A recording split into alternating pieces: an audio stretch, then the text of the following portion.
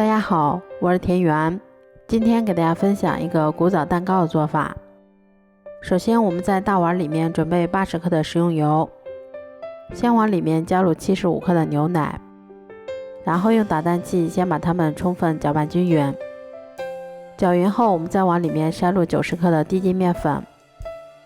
然后用打蛋器画 Z 字形把它们再次搅拌均匀。接着我们把5个鸡蛋的蛋清和蛋黄先给它分离出来。分离好的蛋黄我们先把它放到面糊里面，然后用铲子把它们上下翻拌均匀，一直翻拌成像这样细腻光滑的蛋黄糊就可以啦。接着我们在蛋清里面先加入几滴白醋去腥，然后再往里面加入65克的白糖。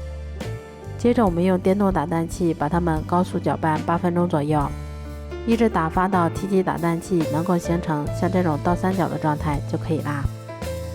蛋白打发好后，我们先舀入一半的蛋白到蛋黄糊里面，然后用铲子像炒菜一样把它们上下翻拌均匀。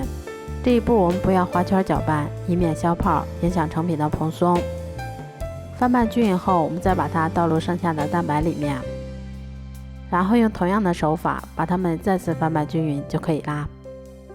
面糊调好后，我们先把它倒入铺有固油纸的蛋糕模具里面，然后用铲子把表面先给它摊平整一些，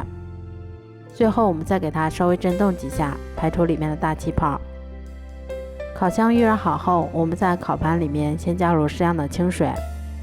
然后再把它放到烤箱里面，烤箱中层上下火150度烤60分钟左右就可以啦。这样做出的古早蛋糕吃起来非常的松软香甜，而且还有一股浓浓的鸡蛋和牛奶的香味儿。自己在家做的干净卫生，没有任何添加剂，用来给孩子当做平时的小零食也是很好的选择。如果喜欢的话就试试吧。